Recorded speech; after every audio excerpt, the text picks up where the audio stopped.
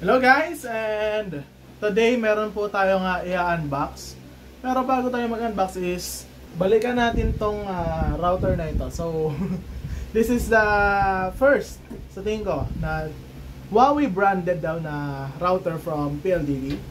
And pinag-usapan natin na 5G capable ito, pero hindi siya 5G capable for smart SIMs dahil ang na-accept nitong SIM card or na-accept nitong signal is 5G standalone lamang.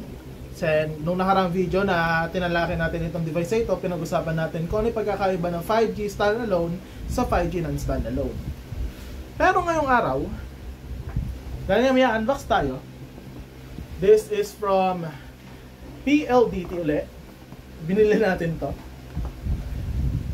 This is now the new PLDT 5G Plus Home Wi-Fi. And sabi dito, up to 10 times faster versus regular LTE home Wi-Fi device. So, may 5G device na ang PLDT. And i-unbox natin siya today. Let's go. This is Pinoy Tech Monkey.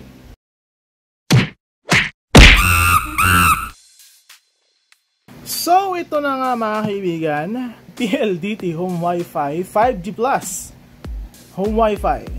So, kung nakaraan 4G LTE Advanced lang yung ni-review natin, ngayon 5G na, bago to. So, may included na siya na only Wi-Fi or only data valid for 15 days, which is good. So, ang price nga pala nito is 1495. And ang model nito is Huawei H153-381. Pero meron pa isang variant na H155, di ko alam yung kasunod, or parang 382 ata. Pero wala tayo nun. So ito meron tayo, yung 381, H153-381. So titignan natin. Sa gilid makita nyo yung mga details, katulad ng dati. Yung IMEI, serial number ata, tapos yung SIM number. So sa kabilang gilid, wala. Sa ilalim, makita natin yung features niya. Parang sa taas din nata, same lang naman. So itong ilalim na napapakita natin, based dito sa ating sa packaging, siya ay Wi-Fi 6 din, which is good. And up to 15 device daw ang kaya nito. Instant Wi-Fi plug and play. So after syempre ma-register yung SIM card, plug and play na lang siya. Isasaksak mo and then ko-connect ka na sa Wi-Fi and connected ka na sa internet. And top up only what and when you need it. So, dahil nga prepaid siya, reloadable siya. Hindi siya katulad ng mga plan na kailangan, obligado ka magbayad ng monthly. And sa likod mga kaibigan, is information about sa 5G Plus. Ito yung sinasabi ko kanina, na this device can connect to both 5G non-standalone and 5G standalone.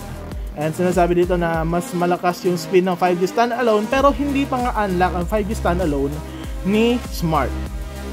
So sa mga nagtatanong, nandito po tayo sa Bustos, Bulacan, which is 5G coverage siya ng Smart. So malalaman natin yung speed nito. And then ayan, saan pwede mag-load and paano i-register yung SIM card. So ito. So, sa mga nagtatanong din, meron din sa comments na nagtatanong kung paano i-register SIM card. Need nyo ng isang device na nakakonect sa internet at yung isa naman na nakakonect sa Wi-Fi. So, yung nakakonect sa Wi-Fi, ilalagay nyo siya sa dashboard, which is ito, para makuha yung OTP ng kailangan for SIM registration. So, simulan na natin ang unboxing. So, bagong-bago pa, may plastic peel pa siya. So, tatanggalin na natin yan. And may sleeve siya. So ayan, nakalagay PLDT Home Wi-Fi. And sa ngayon, meron na siyang seal. Nung nakaraan sinabi ko wala siyang seal dito eh. I don't know why. Okay, na-broken ko na yung seal. And pagbukas, this is the Wi-Fi itself. Tatabi muna natin yan syempre. Yung included SIM card. So nakalagay na yung SIM card sa loob. Titingnan natin. And information sticker, di ko napapakita. Warranty card. So nakalagay ulit dyan sa warranty card, Zowie. So di natin alam talaga kung Huawei to or Zowie.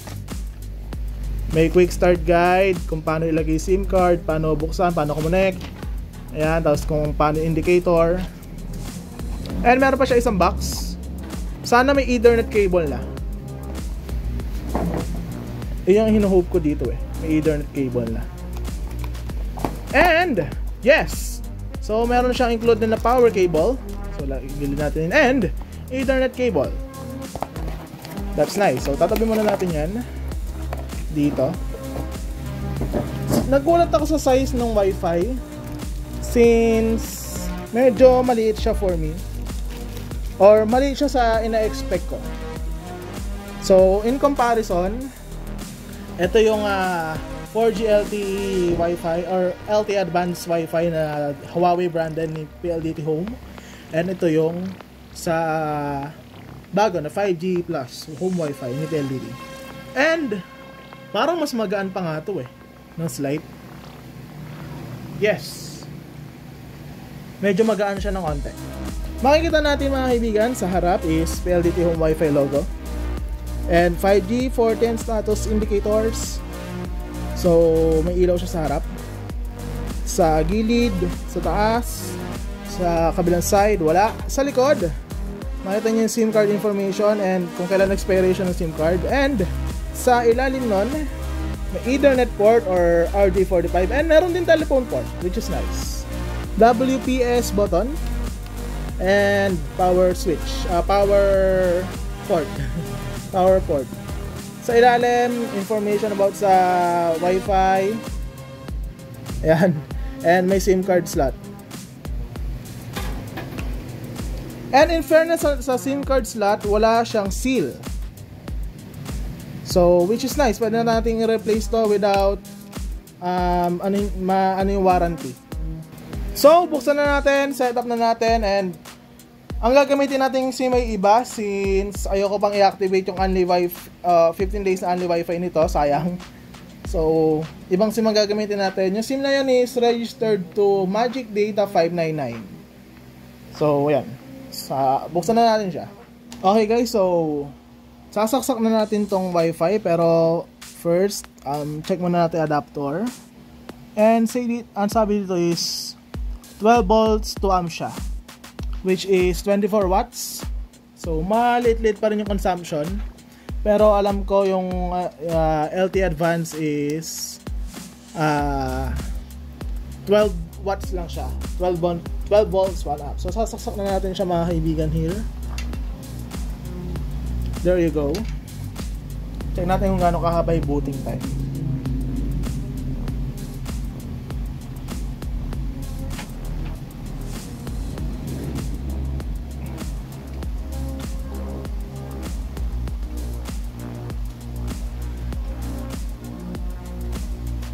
Okay, mukhang wala pang 1 minute.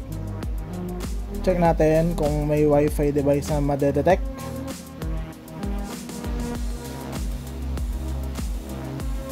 So yan, real time na tayo ngayon kasi check na natin. Okay, nadetect na siya. Check muna natin kung may password na. Okay, so PLDT Home lang naman yung default password niya. So, kukonect na natin siya. Yes. Okay na. So, bago na yung magsimula, i-set up na natin siya. And, panigurado, admin, user, check ko nga. PLDT Home lang pala pareho. Okay, sa setup mga kaibigan, itong Mobile Broadband Devices Privacy Notice, nakalagay din siya on Zowie Technology. So, di siya explicitly said na Huawei. Pero mukha sa Huawei nila nakuha yung device. Parang ganun yung inaano ko. Na-imagine. And then, set up natin yung Wi-Fi password. Wait lang. Okay, so reconnected na and nalagin ko na ulit sa dashboard. And kung makita nyo sa dashboard, nakalagay is Smart. And may dalawang signal, 4G and 5G. Since naka-NSA nga Smart, so ang backbone niya is from 4G. So, makita nyo yung 4G signal dyan. And may 5 GHz din. And check natin mamaya kung naka Wi-Fi 6 din siya since yung pang video ko is yung Wi-Fi 6 device. Itong gamit natin for demonstration is not. Sa network settings, ayan, makita natin yung mga kung ano-ano man dyan. Mobile network searching. Sabi nila may band lock to, pero alam ko pupunta pa siya sa developer settings. Madali lang naman. And same lang din naman yung login na katulad nung ginawa nyo kanina. So yun. May Wi-Fi settings tayo dito na basic. So parang yung normal lang din na mga Huawei devices. Ayan. And nakalagay BGN AX. So naka ano nga siya. Naka Wi-Fi 6 based on the settings. And pwede natin siyang ilagay as mesh network. Oh, nice. Kaso pwede sa easy mesh. So hindi ko itatesting, pero i-update ko na sa comment yung easy mesh nito, since yung TP-Link router ko is pwede siya sa easy mesh. Sa router settings, may DHCP, bridge, VPN, mga security settings. Dito sa system device information, di ko napapakita yung IMEI ko, pero ayan, makita nyo na may 5G status siya. Okay. And dito yung sinasabi ko na developer options. So pupunta lang kayo dyan, and then doon na yung band locking. Pero di natin siya itatry ngayon since we will try the out of the box experience nito. And since Zowie din to or Huawei, check natin kung gagana din siya sa AI Live. And kung gumagaan, na-detect siya. Later ko na i-update. So na-detect siya as 5G CPE 5S. Connect natin siya. And lalagay lang natin yung nilagay nating user login credentials natin. Okay, so nalagyan na natin, and same lang din doon sa dashboard. Makita natin 5G and 4G signal, pero 5G nakita natin since may nakita pa rin tayong 4G since ang backend nga ni 5G ng Smart is LTE, yung non-standalone ng sinasabi natin dito. And then may bridge mode, harmonious connect, advanced settings, Wi-Fi settings. Pwede natin palitan yung Wi-Fi password, and pwede natin ihiwalay si 2.4 and 5 GHz. Pwede tayo magkaroon ng guest network, and makita din natin mga messages. VPN settings pwede din, pero naka-auto-select tayo since we will need an out-of-the-box experience. Device update, so kung may update yung device, pwede dito. May bridge mode, harmonious connect. Okay, indicator settings, pwede nyo i-turn off para kapag natutulog kayo, hindi siya distracting. Advanced settings, ayan, normal pero may internet access method dito since pwede atang gawin 1 yung kanyang LAN port. Okay, so ito na ang pinakahintay nyo, ang speed test. So papakita muna natin yung comparison between mobile data using using Samsung Galaxy A73 5G. Ayan, makita niyo yung screenshot ng ating speed ng smart network dyan. And now we will test it here on the Wi-Fi. So ayan yung pinili natin, Smart Communications in Quezon City na server. Start na natin.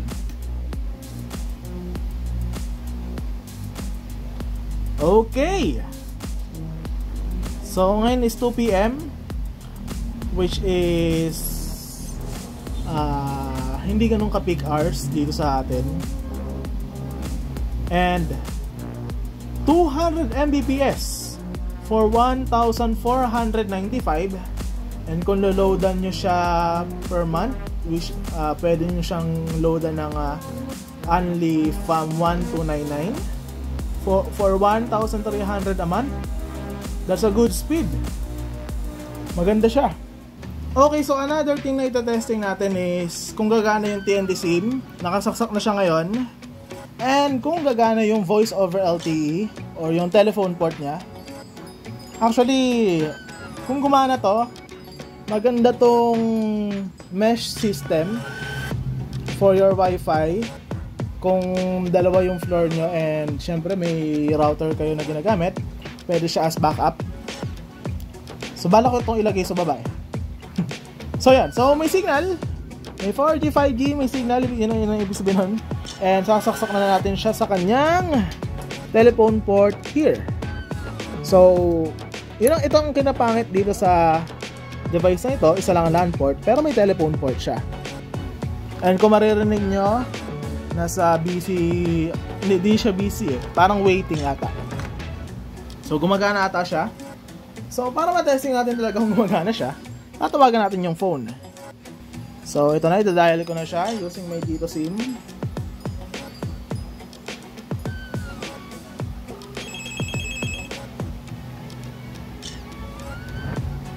So, yun, narinig niya, nagre-ring.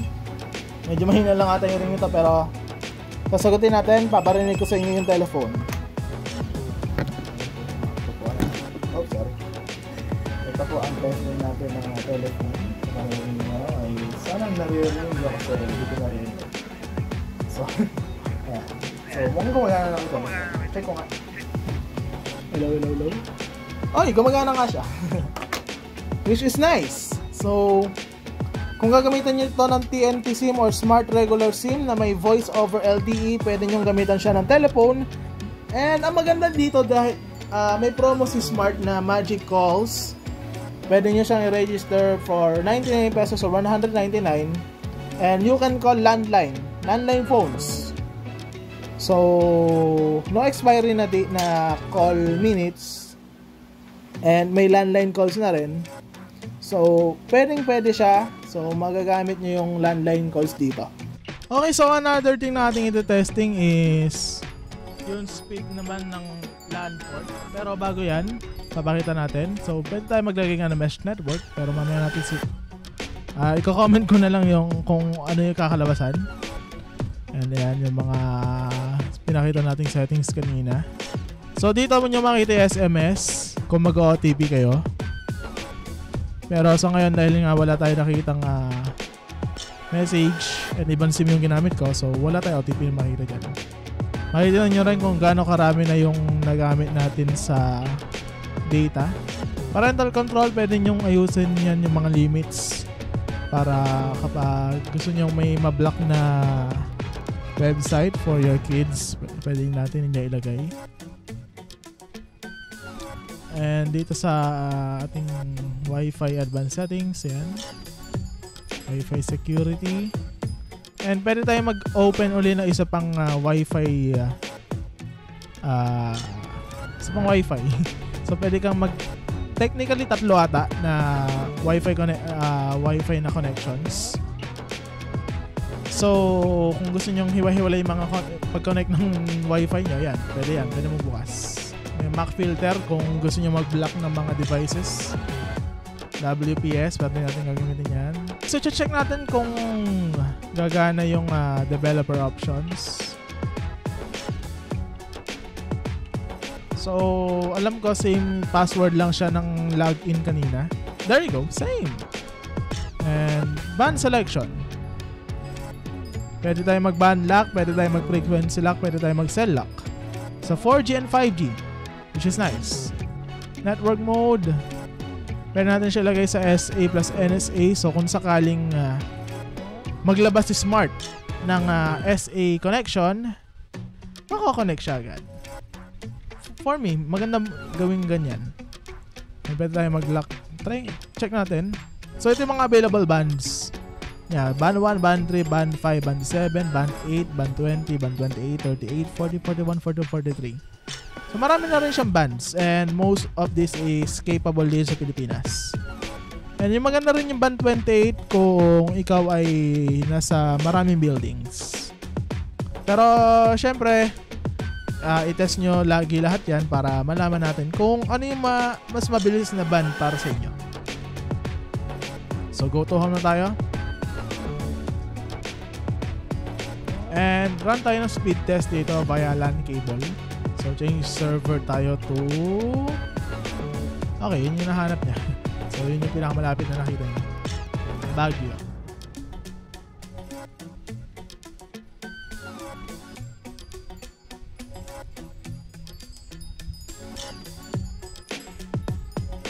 Okay, so ngayon, nagto 240 Mbps siya via LAN port.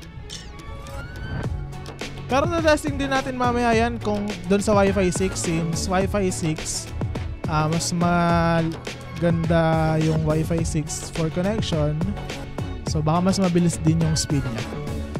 So 200 Mbps siya ngayon, pero yung upload speed is still on the slower side. So nasa 15 Mbps siya. We will try fast.com.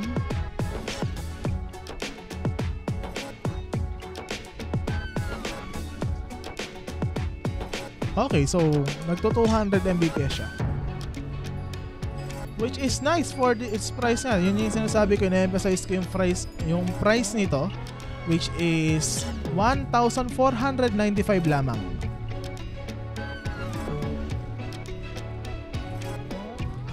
So ngayon 240 Mbps sa download and 17 Mbps upload. And try din natin yung speed test via Google Speed Test. So dito hindi siya maabot ng 200. Pero 169 is still a fast internet for me. And ayan, 14 Mbps naman yung upload niya. Maganda pa rin kung iisipin natin. Okay guys, so connected na po tayo sa ating phone, which is Wi-Fi 6 capable. Ito yung aking sa Samsung Galaxy A73 5G, and we will do a speed test now. So yun, mapapansin nyo, smart. Change natin server to Quezon City. Ayan.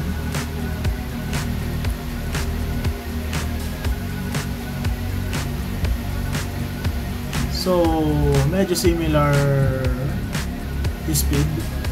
Ayun, mas mabilis na yun. Maabot na siya ng 17. Wow! Maabot na siya ng 213 Mbps via Wi-Fi 6. And mataas na rin yung upload speed ngayon. Pero take note, alas-stress ko na tong in-speed test since after ko i-testing yung speed test sa laptop, nawala ng kuryente. So yan.